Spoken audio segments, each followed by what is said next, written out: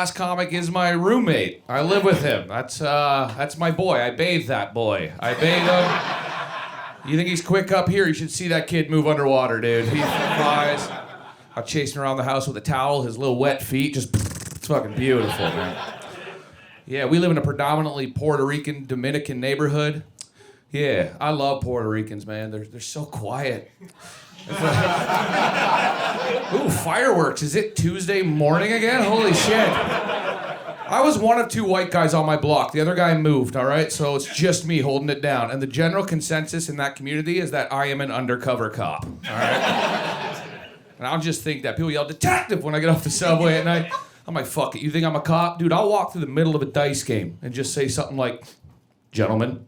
That's it. If I see a teenager wearing a hood, I'll pat him down and take his shit. That's mine. Right? Ask me for a badge number, I'll hit you with a zip code real quick. Get the fuck out of there. I don't know what it is. You think it's the mustache? Makes me look like a cop? I don't know. I think this mustache makes me look like I watch your kids play baseball. You know? Like, picture me just white knuckling a chain link fence. It's like, hey, which boy's yours? Haven't decided yet.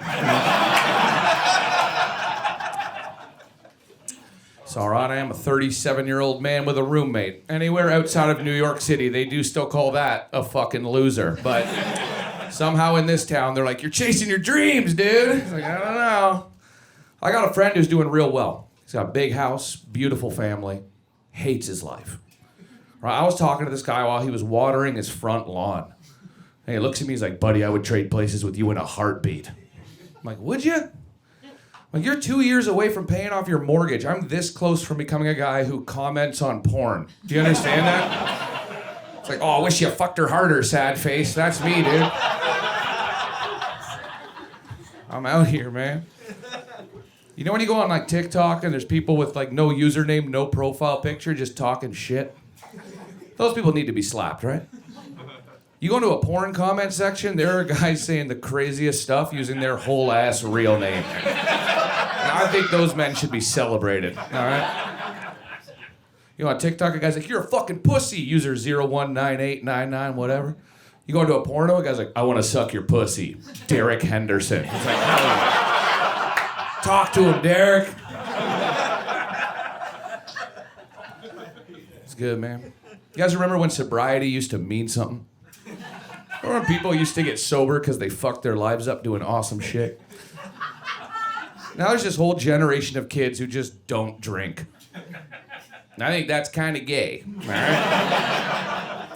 Used to be the guy drinking water at the bar, partied harder than anybody else at some point. Right, you see a dude be like, can I get a soda water with a splash of crayon? You're like, he's whipped his dick out at Applebee's. All right. Like, I don't want to talk to someone who doesn't drink because they don't like the taste of alcohol. But if you ever ran over a kid on a bike and blamed it on the rain, let's have a Pepsi, dude. All right?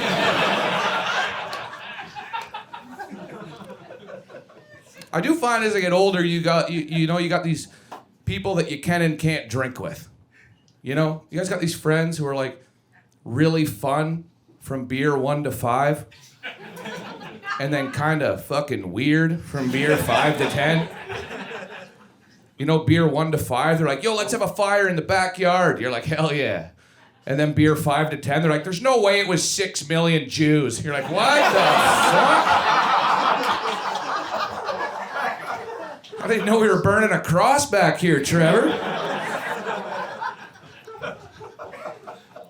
I had to clean my shit up a little bit. I was far too recently enjoying a large pile of cocaine while I was alone. And that's not how you do it. All right? I don't know if anyone here has ever enjoyed cocaine alone. Yeah? Whistler? Where you at? Maybe you weren't even alone that night. Maybe we looked at the same moon. Who knows, right?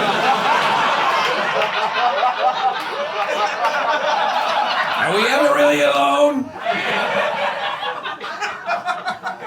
I was doing it, dude, but I was wearing my Apple Watch at the time. Do you guys know about that feature on the Apple Watch where it tells you that your heart is going to explode? You ever seen that? It tells you that your heart rate is through the roof. And it's aggressive. It's like, Like, it sounds like an Amber Alert, but you give a shit because it's you who might die tonight, right? Okay, by the way, for anybody that pulled back on that, let me ask you, how many of you have put on your socks in the middle of the night to go help find that fucking kid? Huh? Anybody? It's always like, he's on the highway. Good luck, boy. That's a journey, man. I was doing it, though. I'm wearing the watch. This is where I knew something in my life had to change. All right, I'm sitting on the edge of the bed, and I'm just looking at my heart rate.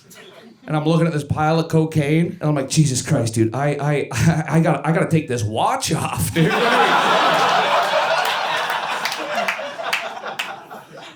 What are we doing, huh? It's cool, though. Live here, get to travel around a lot.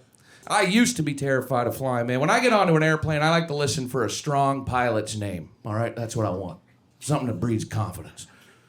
Like I was flying once, a guy comes on and he goes, ladies and gentlemen, this is your captain for the evening, Cliff Schaefer. I'm like, fuck, yeah, dude. That sounds like a guy who takes his shirt off for turbulence. You know what I mean? Just blasts his delts and hammers the clouds. One hand on the wheel. He's not flying a plane. He's riding a fucking bull up there, baby. Give me that guy. Every time. That's a guy after a smooth landing, he kicks open the door and goes, whoa, that was close. You're like, all right, dude. And if it's a female pilot, same thing. I just want a good name. Like Barb Backlund or something, you know? Type of woman that makes you take a shower before you go down on her. You know what I'm talking about? Just a clit you could break your thumb on, you know?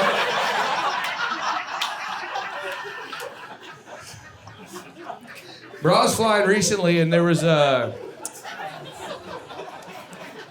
bachelorette party on my flight. Now, they should be labeled terrorist organizations, right? And these were small-town bachelorettes, all right? And I know small town. I'm from a small town. I lost my virginity in a ditch, all right? Like, I know what's up. My first sexually transmitted disease was ticks, all right?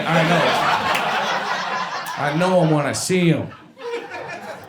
These girls come on, right? And they can't afford to sit beside each other, so they just spread out across the plane like this is everybody's problem now. They're drunk. Right, girl in front of me, she sits down before the plane even takes off. She pulls out her iPad, she puts on an episode of the actual show, The Bachelorette. And she screams to Crystal in 23F. She's like, hey, Crystal, this is you. Crystal stands up, hammered, and she just turns her head like a big owl. Like, this doesn't move, right? Just comes around. She goes, that is me. I'm like, you think that's you? Like, the only way 25 men are fighting over your body is if this plane goes down and we need to eat. Right?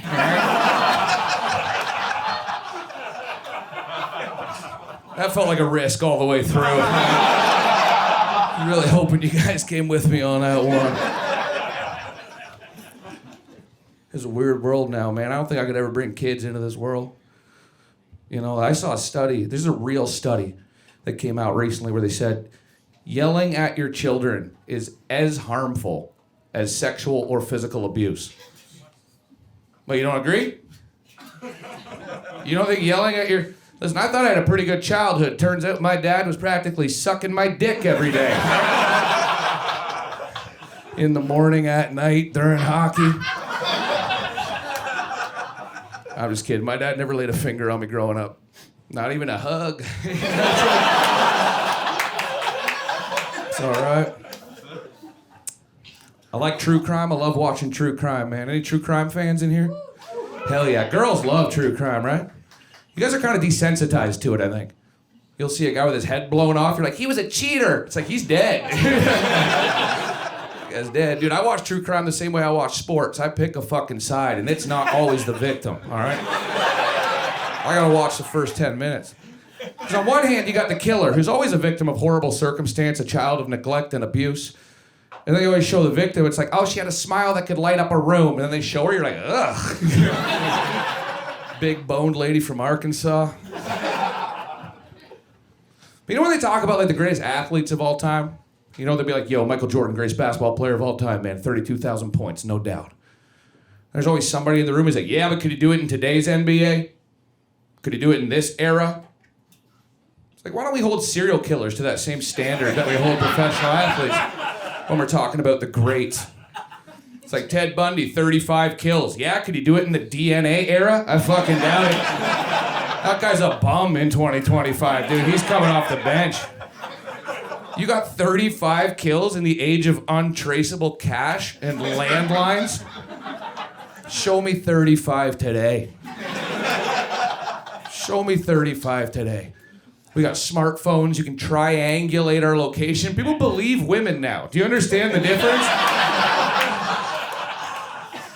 I'm on the right side of that fucking joke, all right? God bless you guys. I've been Jarrett Campbell. Have a good night. Bye.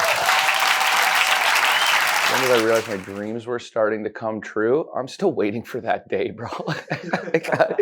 I don't know. Honestly, I think it was a big milestone for me to move down here and to get out of Canada and start. And once I started, getting past at clubs down here and everything, and I realized I'm like, okay, I'm still on the right path. Because then there's days like, you'll take a couple bombs on the chin and you'll just sit in your room and be like, what the fuck have I done?